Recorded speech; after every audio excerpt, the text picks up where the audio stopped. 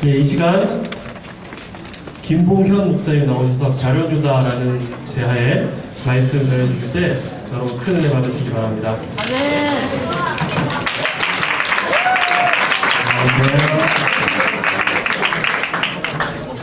아까 이거 중이구나. 고마워요.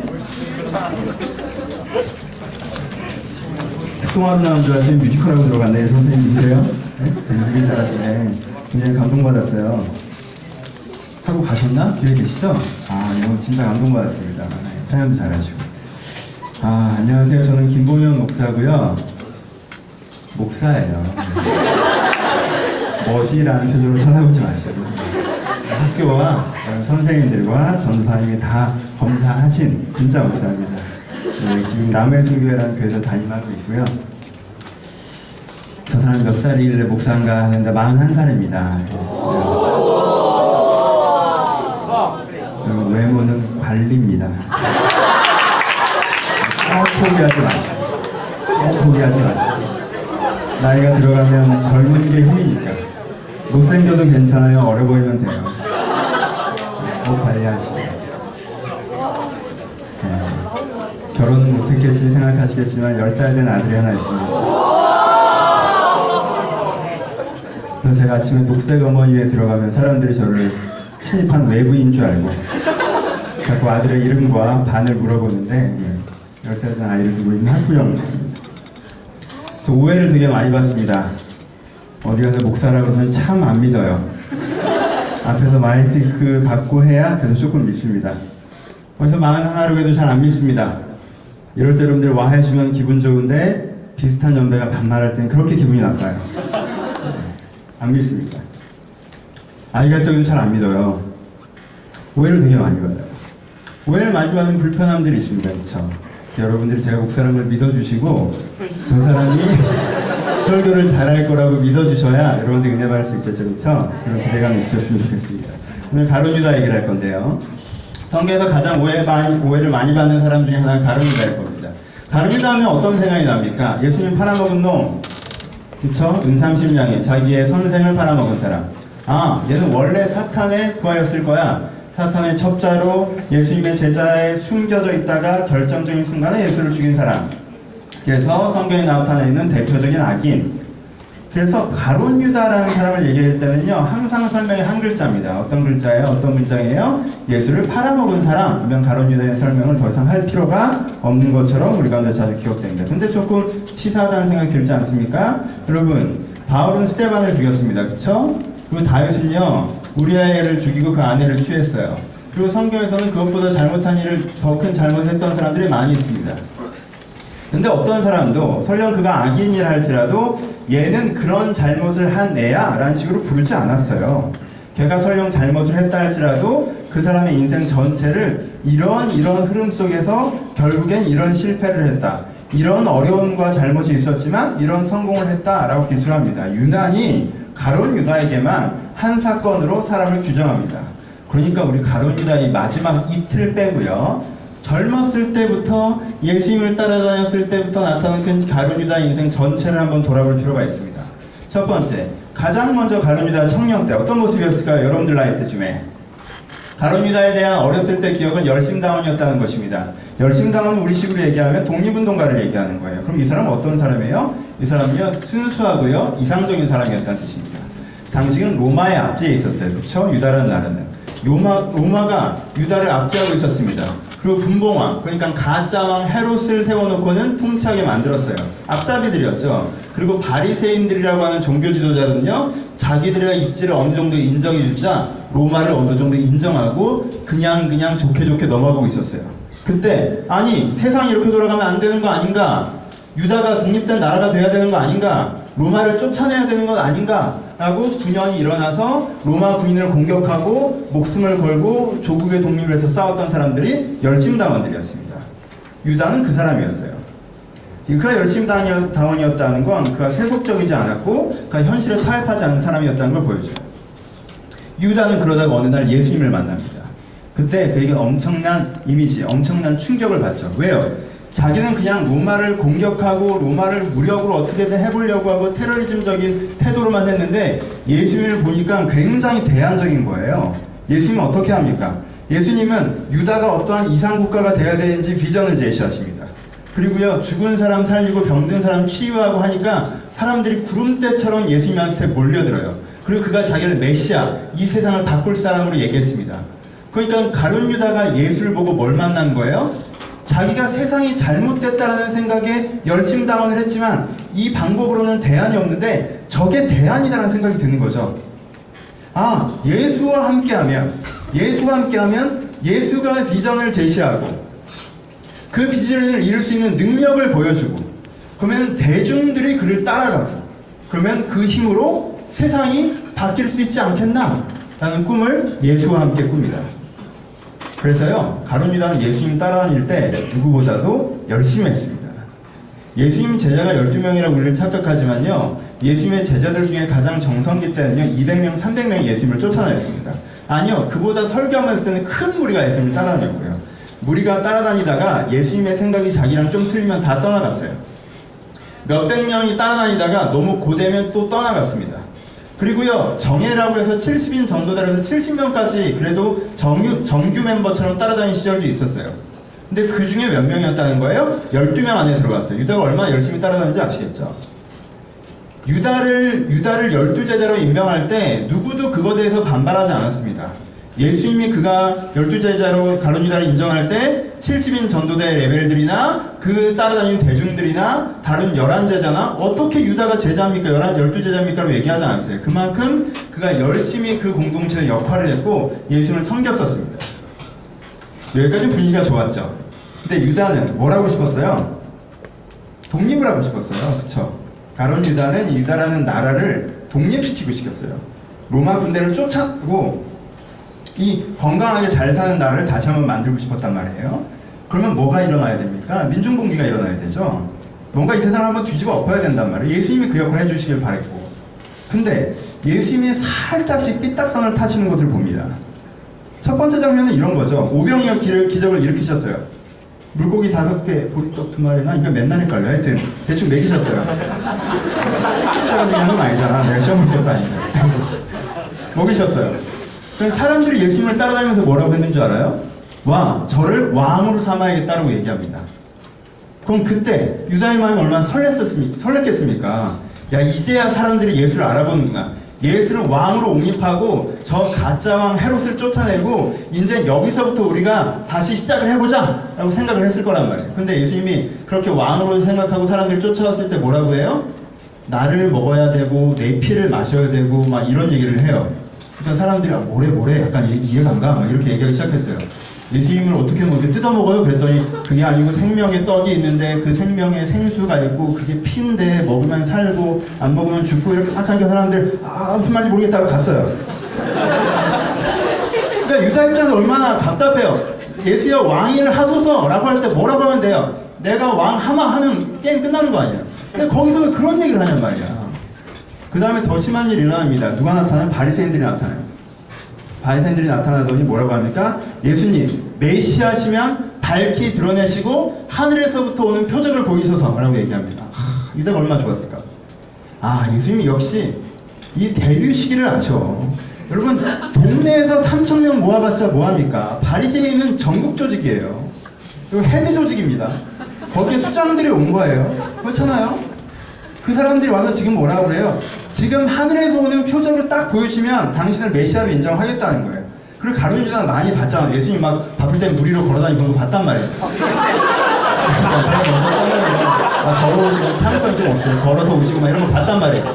그러니까 막 죽은 사람 살리고 이런 걸 봤단 말이에요. 그러니까 맨날 하던 거란 말이에요. 그러니까 예수님이 여기서 뭐 하면 또 바리새인들은 하늘에서 불 내려오고 이런 걸 좋아했거든. 그러니까 하늘에서 불줄기가 쫙 내려와서 예수님 앞에 이렇게 딱 펼쳐놓은 떡 몇 개 확 불태우면 바리새인들이 당신이 메시아십니다 라고 하고 예수님이 그 전국 단위 조직의 수장으로서 이렇게 쫙 올라가는 거란 말이에요. 근데 예수님이 그때 또 뭐라고 하시는지 알아요? 결정적인 시기마다 병이 도지치는데 내가 요나의 표적밖에 보일 거 없고 요나가 물고기 뱃속으로 들어갔다가 3일 만에 나왔는데 이렇게 중얼중얼 얘기를 하시니까 바리새인들 입장에서 뭘로 보여요? 피해가는 걸로 보이죠. 표적을 보이라는데 갑자기 이론을 얘기하는 거예요. 그렇지 않아요? 그럼 그렇잖아요. 어떤 이단 교주님이나 이렇게 내 눈을 바라봐 이거 예전에 하시던 분 있잖아요. 그런 분 네 마음에 병이 났고 이런 거 하신단 말이에요. 그런 사람한테 SBS가 카메라 들이대고 지금 고치는 걸 보여주시면 우리가 믿겠습니다라고 들이댔는데 어떻게 해요? 그 사람이 갑자기 오늘은 기가 안 모이고 뭐 이러면서 갑자기 있어보라고 막 하고 옆방 가고 막 이런단 말이에요. 그럼 이 사람 약간 사기꾼이나 이런 느낌 들지 않아요? 그럼 가룟유다는 환장을 노리신 거예요. 여기서 하늘에서 불이 하나 딱 떨어지면 바리새인들이 와 하고 그럼 쭉 올라가고 게임이 끝났는데 안 그러신단 말이에요. 결정적인 장면은 예루살렘 입성할 때 나옵니다. 예루살렘 입성할 때 어떻게 됩니까? 호산나 다윗의 자손 예수하고요. 예루살렘 성 주민들이 다 나와서 그 앞에 이 나뭇가지를 펼쳐놓으면서 다윗의 자손 예수, 메시아여, 구원자여 이렇게 외친단 말이에요. 다윗의 자손이라는 게 뭐예요? 왕이란 뜻이에요 이미. 그렇죠? 호산나를 부른단 말이에요. 그거는 왕과 메시아, 구원자에 대한 호칭이란 말이에요. 그걸 다 뿌리니까 바리새인들도 그걸 보고 그 당시엔 반대파에 섰던 바리새인들 그거 보고 민심이 돌아섰으니 우리가 무엇을 할 수 있겠느냐고 얘기할 정도로 예루살렘 성 대중의 마음이 예수님께 완전히 돌아왔어요. 그때 가룟유다가 뒤에서 얼마나 뿌듯했을까. 그래서 한 12명이니까 서열이 대충 정해서 한 15m 뒤에서 걸어갔을 거 아니에요. 얼마나 뿌듯했겠어. 이날이면 예수님 역시 최고야. 그럼 전국 단위 조직이 뭐가 필요해? 변화는 서울이지. 그렇잖아요? 서울의 건데. 그렇잖아요. 지방에서 뭐가 변하고 뭐 전국 조직이 뭐가 필요해요? 서울이 변해야지. 수도가 변해야지. 예루살렘 민심이 다 돌아왔어요. 예수님께서 거기 들어가셔서 무슨 얘기 하십니까? 결정적으로 바리새인들이 예수님께 질문했을 때 가이사의 것은 가이사에게 하나님의 것은 하나님에게. 여기서 가룟유다는 쫙 갈라집니다. 여러분 유다 땅에 가이사의 것이 어디 있습니까? 침략자들인데. 그렇잖아요. 한국 땅에 일본 사람도 어디 있어요? 한국 거지. 지금 그 얘기를 딱 듣는 가룟유다의 분노가 느껴집니까? 지금 유다 땅에 가이사의 것이 어디 있어요? 근데 마치 로마 정권을 인정하는 듯한 액센트로 얘기하신단 말이에요. 그때부터 이 가룟유다에게는 커다란 불신, 그러니까 신뢰의 금이 쫙 내려갑니다. 그때 더 결정적인 한 방이 찾아오죠. 주로 업소에서 일하시던 어떤 여자분께서 순전한 나드 한 근을 갖고 오십니다. 미인이세요. 머리 길게 내려뜨리시고. 보통 어느 정도 돼야 그쪽에서 일을 하세요. 이게 장점이 있어야 되기 때문에. 오셨어요. 나드 한 근이면요, 그 당시 일반 노동자를 1년치 월급이에요. 그러니까 3천만 원짜리인가 4천만 원짜리. 그걸 예수님 발 앞에 딱 부어요. 그리고 머리카락으로 닦습니다. 봐요. 목사예요. 업소에서 일하시는 분인 것 같은데 정말 잘 나가셨을 것 같아요. 마사지 기름 같은 거 갖고 오세요. 발에 부으셨어요. 머리카락으로 닦으세요. 목사가 좋아해요. 이 장면이 무슨 장면이에요? 그래서 가룟유다가 그때 원래 예수님한테 안 대드는데 처음으로 얘기해요. 그런 게 있으면 팔아다가 가난한 자들에게 나눠주라 라고 가룟유다가 안 나섰는데 딱 나섭니다. 그러니까 예수님께서 뭐라고 해요? 놔둬라 라고 그러세요. 놔둬라. 그리고 이 여인의 믿음을 전하라 라고 그러세요. 가룟유다는 그 말을 못 알아들었어요. 그 사이에 제일 중요한 얘기, 이 여자가 나의 죽음을 준비한 것이라고 얘기했어요. 가룟유다는 그 얘기가 들어올 틈이 없습니다. 왜요? 저런 여자가 이런 비싼 걸 가지고 자기한테 붙는데 그걸 그냥 받고 있어? 그때부터 가룟유다의 마음에 두 가지 마음이 생깁니다. 이 사람이 메시아야? 아니야? 메시아가 아니라고 하기에 가르침이 대단해요. 성경을 이렇게 통찰을 있게 가르치는 사람을 본 적이 없습니다. 메시아가 아니라고 하기엔 너무 많은 기적들을 일으켰어요. 자기는 매일매일 그가 일으키는 기적, 이가 하나님의 권능을 받은 자인 걸 봤습니다. 근데 메시아라고 하기에 결정적인 순간들마다 중얼거려요. 요나가 어떻고 뭐 생명의 떡이 어떤 중얼거려요. 뭔 말인지 모르겠어요. 여러분 제가 과장하는 게 아니에요. 예수님이 그렇게 얘기하셨을 때 제자들도 이 오늘 말씀은 어렵다라고 했어요. 요즘식으로 하면 뭐예요? 뭐래? 약간 이런 거잖아. 그런 거잖아. 오늘 말씀은 어렵다. 두 단을 하면 뭐래잖아. 제자들끼리 무슨 말인지 모르겠어. 여러분들도 수업 막 선생님만 미친듯이 자기 도취돼서 근데 여러분들끼리 뭐래? 약간 그럴 때 있잖아요. 근데 있잖아, 이해가 안 된단 말이야. 그렇잖아. 그 느낌에 그런 식으로 한단 말이에요. 그러더니 로마를 인정하는 것 같은 얘기를 해요. 그러더니 아니 왜 발마사지를 받아?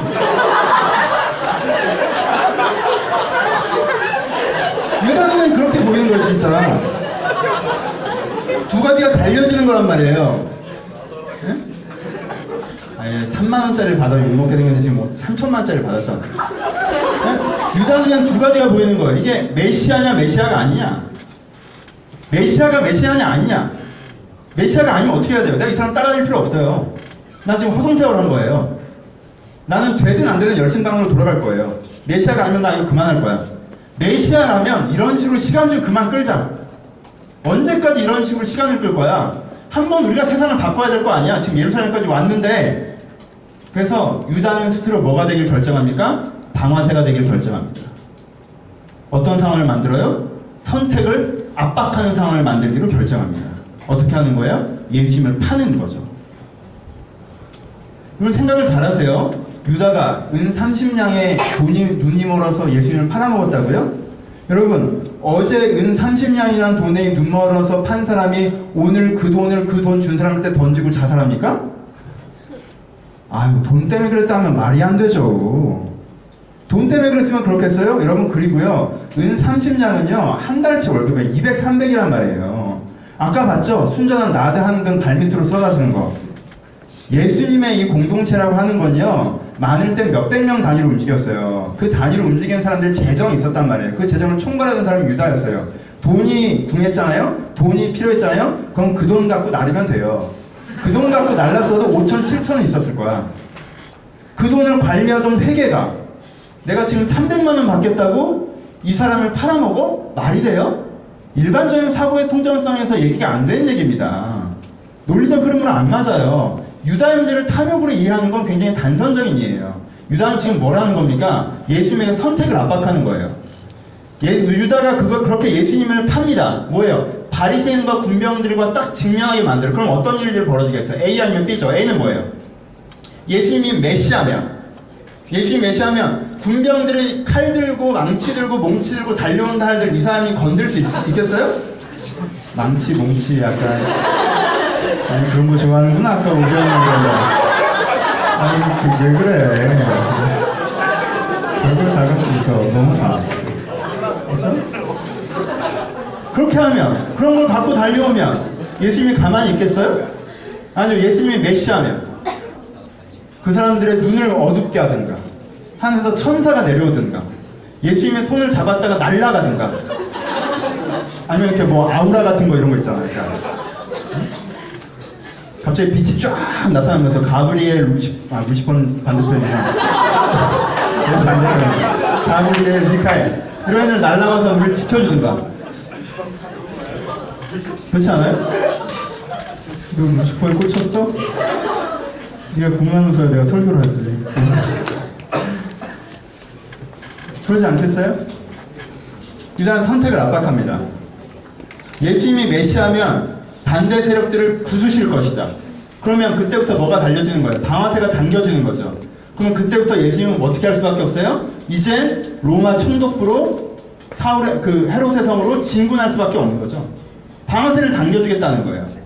메시아가 아니면 잠잠히 공회로 끌려가겠죠. 하지만 예수님은 사람을 죽인 적도 없고요, 물건을 도둑질한 적도 없고요, 메시아임을 이야기한 것밖에 없습니다. 그러면 보통 어떻게 해요? 죽입니까? 때립니까? 아니요. 망신을 준 다음에 돌려보냅니다. 그러면 어떻게 되겠어요? 이 가짜 메시아 운동은 사그라들겠죠. 유다가 원한 건 그거였어요. 선택을 압박하는 것입니다. 예수님에게 얘기하는 거예요. 예수님에게 무언으로 얘기하는 겁니다. 메시아라면 지금 드러내시고 메시아가 아니라면 여기서 끝내시오. 그래서 그가 예수를 팔고도 예수에게 가서 키스할 수 있는 거예요. 선생이요. 돈 때문에 팔아먹은 사람은 그 현장에 가지 않습니다. 저기 있어요. 잡아가세요 하고 자기는 가버리지. 그 자리에 직접 가서 자기가 예수를 딱 지명합니다. 선생이요. 제가 이들을 데려왔습니다. 어떻게 하시겠습니까? 예수는 어떻게 하십니까? 끌려가시죠. 예수가 끌려가는 뒷모습을 보면서 유다가 느끼는 건 뭡니까? 실망감입니다. 아, 메시아가 아니었구나. 세상을 바꾸지 않겠구나. 정권을 전복시키지 않겠구나. 내가 3년을 허송세월했구나. 실망합니다. 그리고 자기 처소로 돌아갑니다. 해가 뜨고 자기 처소로 들어가서 반나절 좀 지났을 때 이상한 소문이 들립니다. 무슨 소문이에요? 예수를 총독에게 보냈다는 거예요. 예수를 빌라도에게 데려갔다는 것입니다. 데려갔다는 거예요. 그때 유다는 몰골이 성현해집니다. 왜요? 그 당시에 빌라도 말고 총독 말고 이 공회가 가둘 수도 있었고 때릴 수도 있었고 모든 권한을 갖고 있습니다. 빌라도에게 보낸다는 건 죽이겠다는 뜻이에요. 여기 이 법정에서는 사형 선고만 못했어요. 근데 빌라도에게 끌고 간다는 건 어떻게든 죽이기로 결정했다는 뜻인 거예요. 근데 자기가 압니다. 그 사람이 어떤 사람이라는 거예요. 나쁜 사람이 아니에요. 예수는 충분히 위대하지 않을 뿐 선한 사람이라는 거예요. 그 사람은 더 나은 세상을 만들기 위해서 노력했고 사람들을 치료했고 바른 가르침을 줬어요. 그가 선한 선생님을 자기가 누구보다 더 잘 알고 있습니다. 단지 그가 메시아가 아니라고 자기가 생각할 뿐. 자기 때문에 지금 그 사람이 죽게 된 거예요. 그래서 오늘 본문에 달려가는 겁니다. 나 때문에 지금 선한 사람을 죽이려고 하는 것이냐? 네가 그 사람을 죽이겠느냐? 돈을 돌려주겠다. 난 이게 아니었다. 네가 아니었든 말든 상관없다. 결국 넌 스승을 판 제자가 되는 것이고 네가 그를 죽인 오명을 뒤집었을 것이다 라고 얘기하죠. 그때 유다는 절망감에 빠집니다. 그리고 고민합니다. 예수는 내일 죽을 거다. 예수가 죽어갈 때 내가 살아있을 수는 없어. 남의 목을 매답니다. 그리고 그가 죽습니다.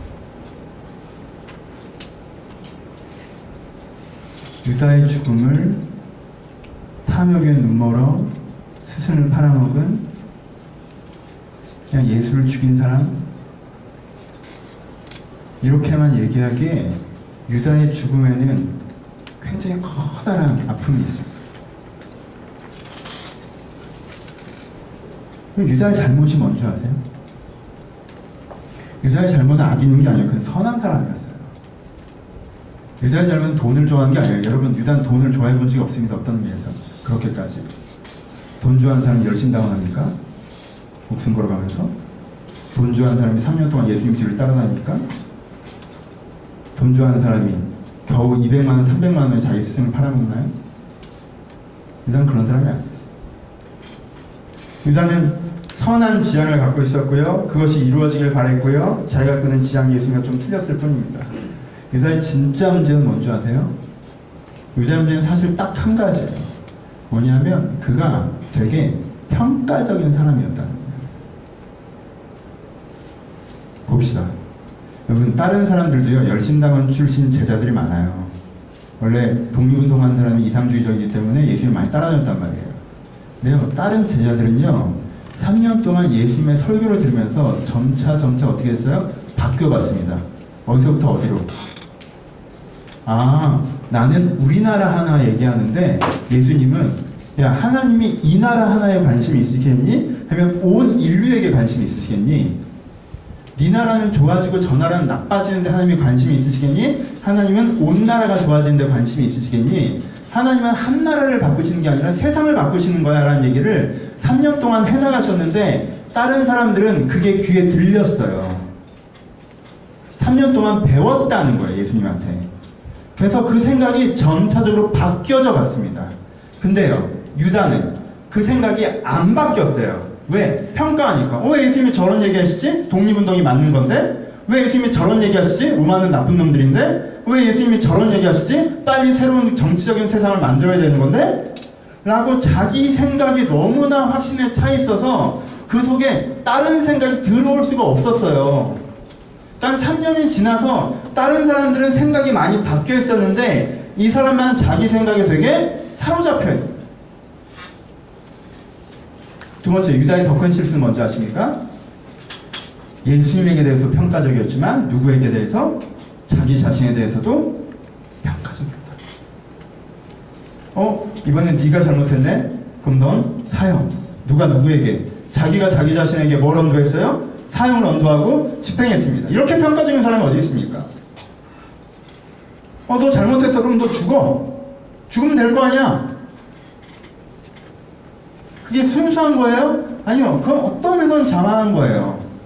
유다의 유일한 문제는 되게 평가적인 것입니다.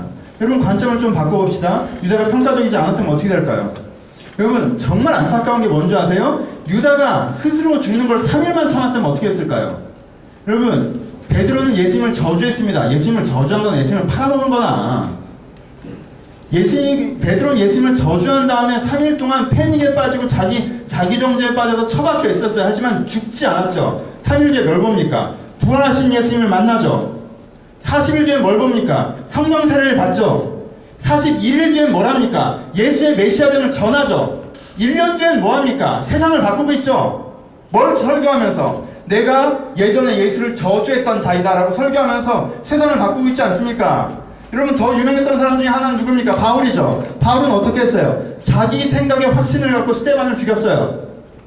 그쵸? 근데 자기가 잘못됐다는 걸 나중에 알았어요. 바울이 자살합니까? 아니죠. 그가 자기가 잘못됐다는 걸 알고 내가 그 전에 잘못했었고 전엔 내가 핍박자였으나 이젠 내가 전하는 자로 새롭게 쓴다라고 세상을 바꿔나갔죠. 여러분 생각해보세요. 유다가 안 죽었다면, 유다가 잘못한 건 딱 한 가지예요. 유다가 그날 안 죽었다면, 자기가 자기를 죽이기로 결단하지 않았다면, 저는요 확신합니다. 유다는요 5개월 뒤에 6개월 뒤에, 아니 딱 2달 뒤에 내가 예수를 팔았던 자이나 이젠 내가 예수가 메시아인 줄 안다라고 설교하고 있었을 거예요. 그가 베드로만큼이나 그가 바울만큼이나 세상을 바꾸는데 하나님께 한 사람으로서 쓰임받고 있었을 거라는 거예요. 제일 안타까운 게 뭔지 알아요? 이런 가능성을 가졌던 사람이, 이런 가능성을 충분히 내재하고 있었던 사람이 오늘 하루 지금 이 순간의 내 모습이 그냥 내 모습의 전부인 것처럼 생각하기 시작할 때 그 사람의 인생의 가능성이 다 소멸해 버렸다라는 거예요. 3일만 버텼습니다. 한 달만 버텼다. 이렇게 기록되지 않았을 텐데. 여러분 이 사람의 죽음이 왜 슬픈 줄 알아요? 우리가 이 사람의 죽음은 되게 이 깊은 가능성을 가진 사람이 그 가능성을 펼쳐보지도 못하고 실패해서 슬픈 것인데, 지금 사람들은 이 죽음이 당연한 죽음인 양, 원래 별거 아닌 인생인 양 조롱하는 시선으로 바라보기 때문에 더 슬픈 겁니다. 이게 다른 유다를 안다. 적용 갑시다. 첫 번째, 그러니까 평가적인 사고에서 걸어나오세요. 그럼 꼭 기억하세요. 평가적인 사고는 무조건 틀렸어요. 나는 이게 문제고 이게 문제고 이게 문제여서 그래서 내가 안 되는 거야. 내가 영어가 잘 안 되는 이유가, 내가 수학이 잘 안 되는 이유가, 내가 관계가 잘 안 되는 이유가, 내가 연애가 잘 안 되는 이유가, 내가 공부가 잘 안 되는 이유가, 난 이런 패턴이고 이런 성격이 이런 환경이 있어서 잘 안 되는 거야. 이 논리가 맞아요, 틀려요? 맞아요, 여러분. 이 논리가 맞죠? 내가 예수님을 팔아먹어서 예수님을 죽였어. 그래서 난 죽어 마땅한 놈이야. 이 논리가 맞아요, 틀려요? 이 논리가 맞잖아요. 이 논리가 맞아요. 근데 이게 왜 다 틀렸다고 하는지 알아요? 여러분, 무엇인가 분석하고 파악하고 정돈한 이유는요, 문제를 해결하려고 하는 거지 죽이려고 하는 게 아니기 때문에 그래요. 목적 충돌이에요. 우리는 병리학자가 아니에요. 여러분, 살아있는 사람한테 어떻게 하는 줄 알아요? 살아있는 사람한테 병리학자가 붙어서 이 사람은 이래서 죽을 거예요 하고 얘기하지 않아요. 살아있는 사람한테 무조건 의사를 붙여요. 그래, 이 사람이 지금 숨이 깔딱깔딱 넘어가. 이 사람이 이 장기가 다 망가졌어. 이 사람이 이 부분이 문제가 생겼어. 그럼 어떻게 해야 살릴 건데, 이게 우리의 목적이잖아요. 모든 사고의 목적은 생에 있습니다. 여러분, 죽은 사람에게나 병리학자가 붙는 거예요. 죽은 사람에게나 얘는 이렇고 이렇고 이래서 죽은 거야 라고 설명하려고 병리학자가 붙는 거라고요. 왜? 살아있는 사람에게 병리학자를 붙이잖아요? 그건 벌써부터 굉장히 잘못된 행동이에요. 여러분들 가족이 죽어가요. 여러분들 가족이 아파요. 근데 병원에서 의자를 보내지 않고 병리학자를 보냈다고 합시다. 왜 죽는지 이유는 알다고 해요. 가만히 있겠어요? 여러분 지금 살아있죠? 혹시 돌아가시고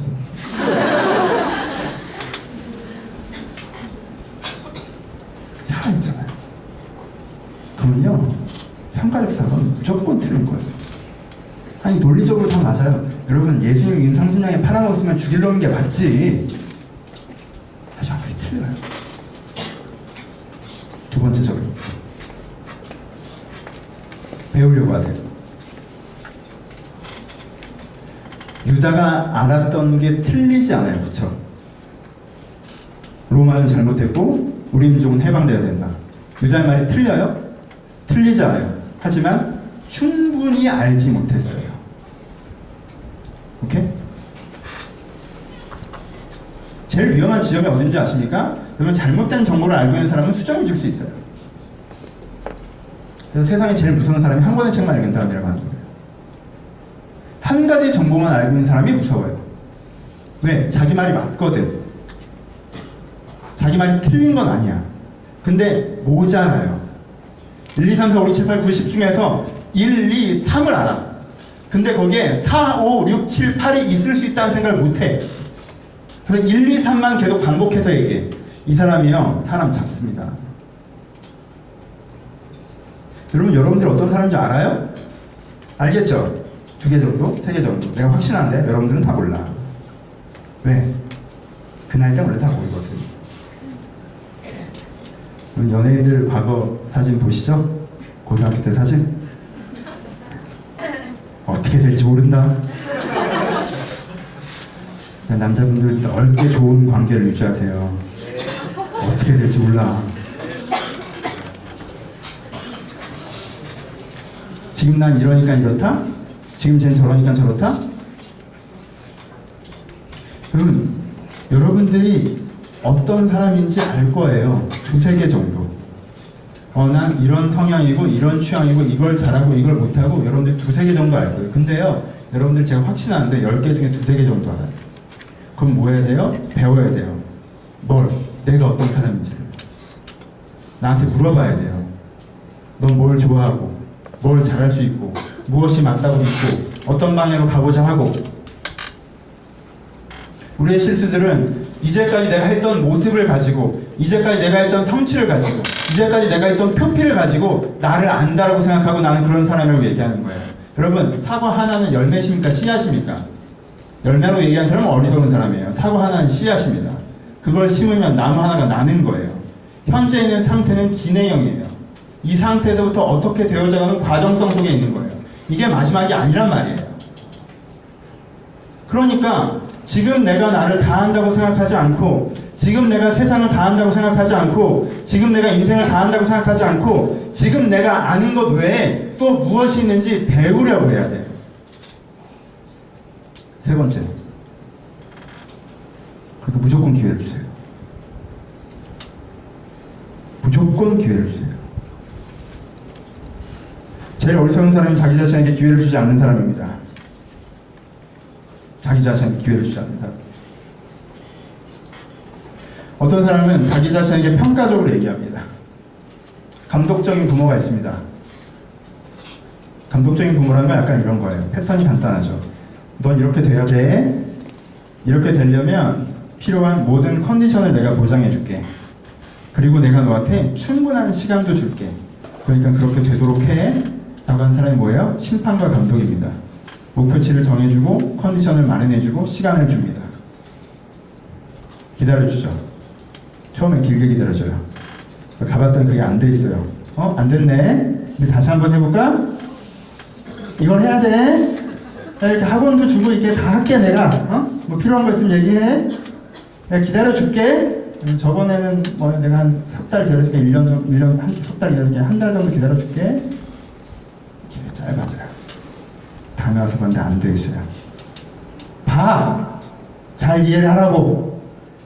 이렇게까지 해야 돼. 이런 컨디션은 좋고. 해? 해라! 어? 아파요. 감독적인 부분. 코치형의 부분. 얘가 이런 건 강점이고 이런 건 단점이구나. 이런 부분이 약하고 이런 부분이 강하구나. 내가 너무 옛날 사람인가? 옛날에 이승엽이라는 야구 선수가 굉장히 슬럼프에 빠졌을 때 유명한 감독을 코치로 불렀어요. 그 사람이 얘기합니다. 넌 예전 같은 파워가 이제 없어. 그러니까 그 자세를 계속 쓰면 10개, 20개 못 쳐. 폼을 바꿔야 돼. 파워는 없지만 넌 눈이 좋은 거야. 네 장점이 이제 더 이상 파워가 아니라 눈이야. 그러니까 미세하게 바꿔.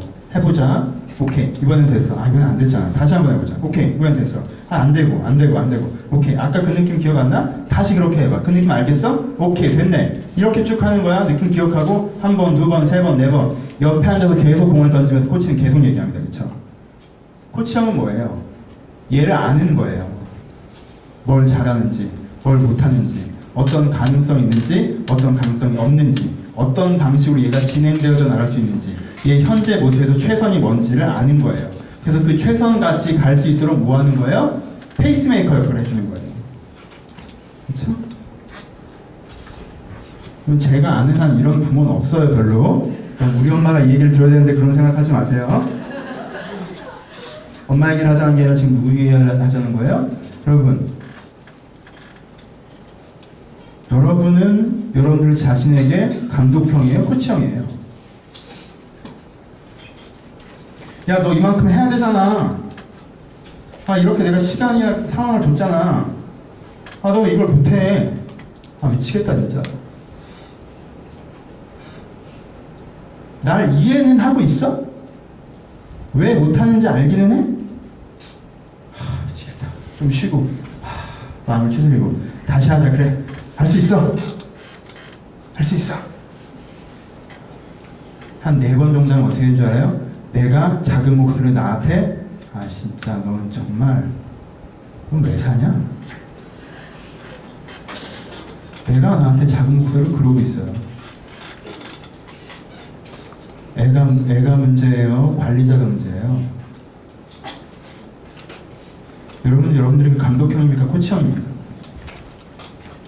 내가 왜 이걸 지금 힘들어하는지, 왜 이런 문제가 생겼는지, 뭘 할 수 있는 사람인지, 뭘 할 수 없는 사람인지 내가 이해하고 그 이해를 바탕으로 나를 그곳으로 데리고 가는 사람이어야 해요. 그걸 뭐라고 하는 거예요? 기회를 준다고요. 내가 예수님을 팔아먹었어요.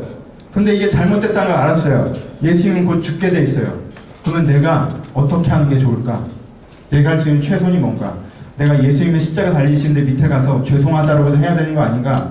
내가 망쳐버린 내 동료였던 제자들의 인생 앞에 가서 무릎 꿇고 사과라도 해야 되는 거 아닌가? 사람이요, 이런 생각을 하는 게 훨씬 더 건강한 거예요. 자기한테 기회를 주는 거. 결론으로 갑시다. 들만해? 고마워. 한명도 끄떡하네. 고마워. 전 가릅니다라는 사람을 되게 좋아해요. 저는 이 부분이 되게 가슴이 아파요. 나랑 되게 많이 닮았거든요. 제가 그래요. 이런 친구가 어떤 친구냐면 지가 똑똑하네요. 지가 똑똑하네요. 저 되게 똑똑해요. 지금 비웃은 거야? 너 몇 살이야? 나 41살이 비웃으면서 갑자기 상처돼. 나 똑바로 보고 비웃어서 나 똑똑해. 설교를 들어보면 모르겠어? 얘 똑똑한 거 같지 않아? 자기가 똑똑한 사람. 자기가 자기 인생 문제 다 해결해왔고. 그래서 자기가 똑똑해서 자기가 자기 인생 다 해결하다가 딱 막다른 고통에 딱 부딪혀서 어떻게 하는 줄 알아요? 뭐 내가 책임지지 뭐. 내가 잘못했으면 뭐 내가 책임져야지 뭐 어쩔 거야. 내가 잘못했어. 알았어, 내가 책임질게. 뭐 그럼 죽어? 뭐 죽으라면 죽고. 나 이 모양이구나. 너무 높은 자부심이 너무 낮은 자존감이 됩니다. 전 제가 똑똑한 사람, 내가 잘나는 사람, 내가 내 인생에 웬만큼 해결해온 사람, 문제가 생기면 답이 나오고 그렇게 행동하면 결과가 나왔던 사람, 그렇게 살아오다가 어느 날 문제가 딱 생겨요. 그러면요, 내가 끝이라고 생각해요. 저는 그런 적이 있어요. 자신감 있게 살다가 내가 뭐든 할 수 있을 것 같다가 잘 안 됐어요. 큰 실수를 했어요. 잘못된 선택을 했어요.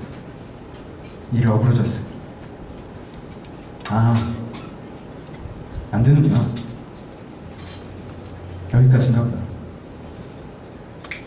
그래서 생각합니다. 내가 외적으로 자살하지는 않았지만 그냥 이러고 사는 거죠. 내적으로 더 이상 날 기대하지 않고 더 날 소망하지 않고 그런 지점들이 있어서 저는 유다가 짠합니다. 저는 감사하게도 그때 누군가 나를 찾아와 줬어요. 하나님이 나를 좀 찾아오시고 그래서 나한테 다시 기회가 있다는 걸 느꼈어요. 혹시 여러분들도 그렇다면 오늘 그 목소리를 들으셨으면 좋겠어요. 내 힘으로 하려다가 잘 안 되셨습니까? 난 여기까지인 것 같다는 생각 가끔 하십니까? 내 생각이 다 맞는 거고 내 생각에 갇혀 있습니까? 그 생각이란 게 결론이 나는 이래서 안 되라는 결론에 빠져 계십니까? 그래서 나한테 더 이상 기회를 줄 마음이 없으십니까? 그렇다면 사실은 거기에 기회가 있다고 여러분들 믿으셨으면 좋겠어요. 그럼 거기에 기회가 있습니다. 여러분들 무슨 짓을 했는지 모르겠는데 은상식에 예수를 팔아먹진 않았잖아. 그럼 거기 기회가 있는 거예요. 내가 나에게 다시 한번 기회를 주기를 결정하고 내가 배우기를 결정하고 내가 이 평가적인 사고에서 걸어나오기를 결정한다면 여러분은 거기에서부터 다시 앞으로 걸어갈 수가 있습니다. 여러분들은 지금 수확하는 열매가 아니라 지금 뿌려진 씨앗입니다. 내가 여기서부터 어떻게 해나갈 수 있어요? 부정적인 사고방식을 가진 사람이 하나 염두하지 않는 건 자기 자신입니다. 상황이 이래, 세상이 이래, 환경이 이래. 그래? 그럼 거기서 넌 어떻게 할 건데? 를 염두하지 않아요. 여러분들이 염두하기 시작하신다면 거기가 부정적인 결론이 아니라 상황을 바꾸는 희망의 첫 출발인 걸 알 수 있으실 거예요. 하나님이 나를 이런 기대감의 시선을 바라고 있다는 걸 믿으시고 하나님과 함께 그렇게 기대감의 시선으로 나를 바라보실 때 하나님께 여러분들 가르쳐 가실 것입니다. 그 가르침 속에 하나님과 함께 일어서시기를 주님의 이름으로 축복합니다. 같이 기도하시겠습니다.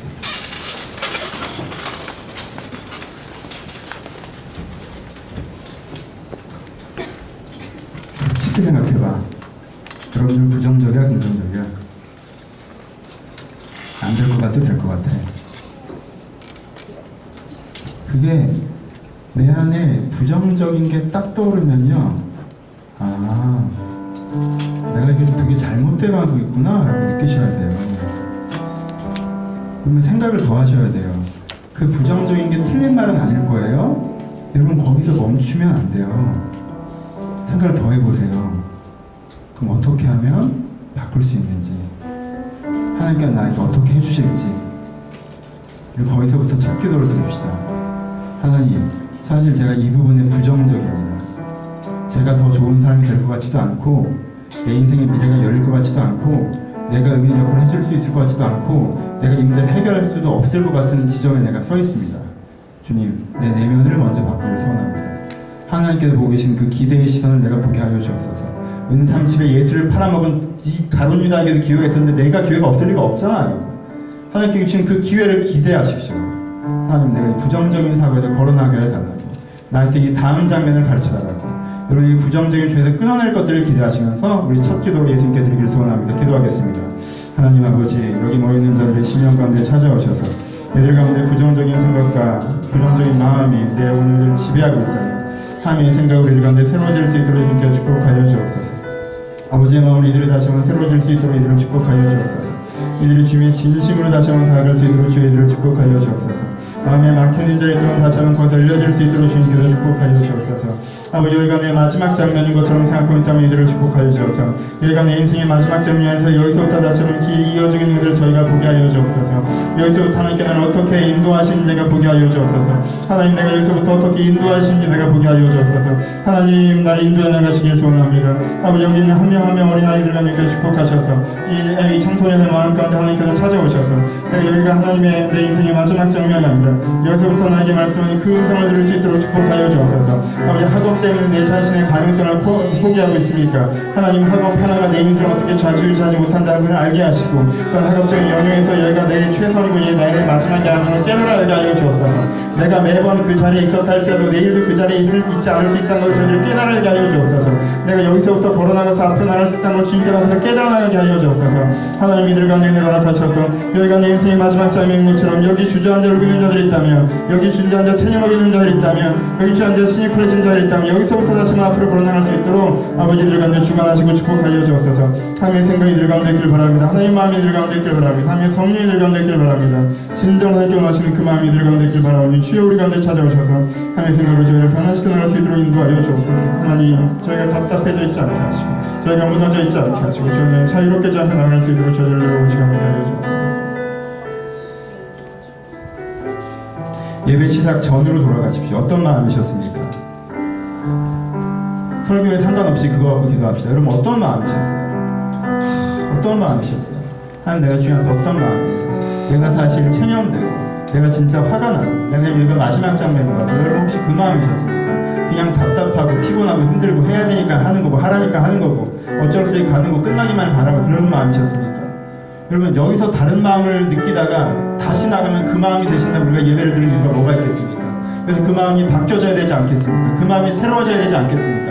그 마음을 가지고 하나님께 기도하십시오. 하나님 내가 수업 시간에 앉아있을 때 책상 앞에 앉아있을 때 내 마음이 그렇지 않은데 내가 여기서부터 하나님의 생각 여기서부터 하나님의 마음을 내가 느끼게 하여 주옵소서. 누리게 하여 주옵소서. 지금 내가 이런 마음을 주 앞에 서는데 내 마음이 바뀌어져 나가게 하여 주옵소서. 여러분들의 기도의 정원 여러분들의 마음을 가지고 한 번 더 기도하기를 소원합니다. 기도하겠습니다. 하나님의 생각들을 우리를 주관하시길 소원합니다. 아버지 하나님의 마음을 가운데 주관하기를 소원합니다. 아버지 주의 뜻을 가운데 주관하기를 소원합니다. 주의 계획을 가운데 주관하기를 소원합니다. 아버지 주의 사랑을 가운데 주관하기를 기대합니다. 아버지의 뜻과 아버지의 계획과 아버지의 사랑을 마음 가운데 남아있기를 소원합니다. 하나님 주의 성과로 주의 마음으로 아버지 저를 찾아오게 하시고 주의 뜻과 주의 계획을 아버지 저를 찾아오게 하시고 주님께 우리를 주관하시는 주님께 우리를 주관하시는 그 성령의 은혜로 아버지 주님께 우리를 주관하게 하시는 그 성령의 은혜로 저희가 나아갈 수 있도록 우리를 축복하여 주옵소서. 하나님 주님께 주신 그 성령을 가지고 나아갈 수 있도록 인도하여 주옵소서. 마음에 지쳐있는 자들이 있었다면 마음에 답답한 자들이 있었다면 마음에 불안한 자들이 있었다면 여기서 아버지 무거운 마음을 접해 아버지 학교에 서 있었던 자들이 있었다면 주님 이 귀한 학교에 와서 이 귀한 예배에 와서 주여 새 마음을 열 수 있는 기회에 서 있는데 주여 새로운 설교를 듣고 돌아가는 시간이 아니라 아버지 제 이야기를 듣고 돌아가는 시간이 아니라 이들 가운데 다시 한번 아버지 일상의 묵은 담들을 내려놓고 일상의 묵은 먼지를 내려놓고 묵은 마음들을 내려놓고 새 마음을 얻는 시간들이 되기를 소원합니다. 나사렛 예수 그리스도로 축복하며 기도하니 모든 심령들 가운데 은혜가 다시 한번 임하게 하시오며 이들 가운데 주의 은혜로 심들이 체험되게 하시오며 다시 우리의 강건한 심들이 가운데 누려지게 하셔서 이들 가운데 묵은 마음을 고치하며 다시 한번 세워서 세워지는 시간 되게 하여 주옵소서. 아버지 말씀이 하나님의 배에서 듣는 것이 아니라 지금 나를 기대하고 계시는 그 하나님 지금 나를 기대하고 계시는 그 하나님의 마음이 이들 가운데 두드리게 하셔서 이들 마음이 다시 한번 느껴지게 하셔서 거기서부터 저들이 다시 한번 일어날 수 있도록 저기서 다시 한번 일어날 수 있도록 저들을 도우시면 내가 함께 하여 주옵소서. 하나님의 생각 하나님의 마음 하나님의 뜻이 우리 가운데 이루어지기를 소원하오니 아버지 우리 한 사람 한 사람 나를 주관하여 주옵소서. 아버지 한 사람 한 사람 주관하여 주옵소서. 두 번만 더 기도할 거예요. 잠잠히 한번 기도합시다. 여러분 진심이 뭐예요? 순간순간 여러분들한테 드는 생각 말고 여러분들의 진심. 여러분들의 진심은 제대로 하고 싶잖아요. 그쵸? 여러분들의 진심은 여러분들을 사랑하잖아요. 그쵸? 여러분들의 진심은 여러분들 기회가 있고 그 기회를 통해서 나와 상황과 세상을 바꿔가고 싶은 여러분들의 진심 아니에요? 주님 내 진심을 내가 느끼게 하여 주옵소서. 내가 피로감에 다 귀찮고 안 될 것 같아도 두렵고 그냥 힘드니까 화가 나고 이런 것이 내 진심이 아니라 내가 나를 사랑하고 내 미래를 긍정하며 하나님과 함께 그것을 해나가는 것이 내 진심입니다. 내가 진짜 원하는 것은 그것입니다. 그 일이 나에게 하는데 내 마음에 느껴지게 하시고 내 안에 이루어지게 하여 주옵소서. 여러분들 마음에 찰나면서 여러분들의 마음에 표만을 흔들었던 것들이 있다면 그것들을 걷어내고 이 예배의 짧은 기도의 시간이지만 이 시간 여러분들 진심으로 여러분들 다시 깊게 도달하기를 소원합니다. 내 마음의 진심을 내가 느끼게 하시고 거기서부터 다시 한번 내가 샘솟게 다시 한번 샘을 얻게 하여 주옵소서. 우리 들을 말씀 가운데 한 번만 더 기도하기를 소원합니다. 기도하겠습니다. 하나님 이들의 마음 가운데 함께 하시고 내 진심을 누리지 못하는 자들이 있다면 내 진심을 느끼지 못했던 자들이 있다면 이들이 다시 한번 주의 마음을 느끼기를 소원합니다. 이들이 다시 한번 주님의 아픔을 느끼기를 소원합니다. 아버지, 주님께서 찾아오시는 그 은혜 가운데, 주님께서 하시는 그 성령 가운데 아버지 이들을 주님께 주관하셔서 하나님의 생각들하는 마음대로 주님의 뜻대로 아버지 주여 저희들이 이루어질 수 있도록 주여 인도하여 주옵소서. 아버지 주님의 뜻대로 저희들이 이루어질 수 있도록 주여 저희를 인도하여 주옵소서. 하나님 저희들의 마음과 저희들의 생각 가운데 주님께서 이루어질 수 있도록 주여 저희를 인도하여 주옵소서. 하나님의 생각으로 하나님의 뜻을 하나님의 마음으로 이들이 이루어질 수 있도록 주여 인도하여 주옵소서. 이들의 묵은 마음을 주님께 깨우치고 묵은 영혼을 주님께 깨우치시고 이들의 심령 가운데 축복하시고 함께 하셔서 하나님의 생각의 마음으로 새로워질 수 있도록 저를 돌보시고 인도하시고 주관하여 주옵소서. 주님께 위로하시면 우리가 살 것입니다. 주님께 위로하시면 우리가 살 것입니다. 주여 주님께 위로하시면 우리가 살 것이고 주님께 위로하시면 우리가 살 것이고 주님께서 기대하시면 우리가 살 것이고 주님께서 말씀하시면 이들이 살 것이고 지금 마음에 약해져 있거나 죽어 있는 자를 있다면 하나님께 하시는 그 말씀을 듣고 이 시간 살아나게 하여 주옵소서. 주님 이 시간 말을 믿고 살아나게 하여 주옵소서. 하나님께서 믿고 하나님 살아나게 하여 주옵소서. 주님 믿고 하나님 살아나게 하여 주옵소서. 하나님 믿고 살아나게 하여 주옵소서. 믿고 살아날 수 있도록 주여를 부르시고 거기서부터 불어날 수 있도록 주님께 축복하여 주옵소서. 거기서부터 불어날 수 있도록 주님께 축복하여 주옵소서. 거기서 불어날 수 있도록 주님 축복하시고 축복하여 주옵소서. 주여 함께 하여 주옵소서.